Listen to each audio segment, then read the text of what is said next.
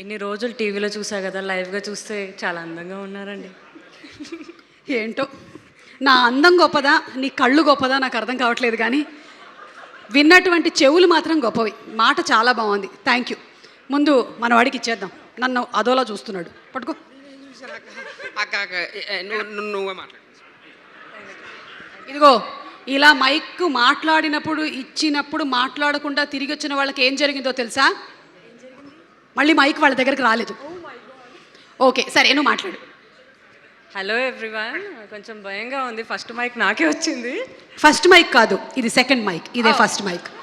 ఎప్పుడైనా ఫస్ట్ మీరే అండి, సెకండ్ నేను. నేను యాక్చువల్లీ ఇక్కడికి వచ్చి క్లీనింగ్ అంతా చేసి రెడీ చేస్తూ ఉంటా హాల్. ఓకే. హాయ్ అండి, నేను పూజా కేంద్రే, బ్యాండ్ మేళంలో దేవి అనే క్యారెక్టర్ చేస్తున్నాను. And first of all thank to Kona sir, my God father, మా అందరికీ గాడ్ ఫాదర్. అండ్ సతీష్ గారు, ఐఎమ్ సో హ్యాపీ మీరు మమ్మల్ని తీసుకున్నారు, పిక్ చేసుకున్నారు, ఫేత్ పెట్టారు మా మీద. దెన్ గోస్ టు శ్రీదేవి గారు అండ్ రోషన్ గారు.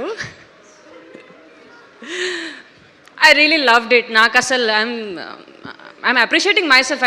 I'm feeling blessed. మీతో స్క్రీన్ షేర్ చేయడం, మీతో వర్క్ చేయడం, ఈ ఎక్స్పీరియన్స్ ఒక డ్రీమ్లా ఉంది. ఇక్కడ నిలబడి మైక్ పట్టుకొని మీ అందరి ముందు మాట్లాడడం, గెస్ట్ ముందు మాట్లాడడం, ఇక చెప్పలేను.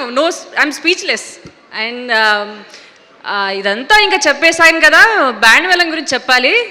ఇది ఒక ఉగాది పచ్చడిలా ఉంటుందని ఆయన రామ్ నవమికి రిలీజ్ అవుతుంది. బట్ కంపల్సరీ అన్ని నవరసాలు ఉన్నాయి దాంట్లో, కంపల్సరీ మిస్ చేయకండి. ఒక నిమిషం, ఒకటి. ఆస్కార్ అవార్డ్స్ చూసావా మొన్న? బెల్ మోగుతుంది అక్కడ. ప్రిపేర్ అవుతున్నాం మనం ఆస్కర్స్. చంద్రబోస్ గారు చూడు, ఆస్కర్స్ దగ్గర మనకు తెలుసు కదా. సరే, కంపల్సరీ 26 మార్చ్న బ్యాండ్ మేళం తప్పకుండా చూడండి, మిస్ చేయకండి. థియేటర్స్లో నా కోసం అన్న చూడండి. చూస్తారు.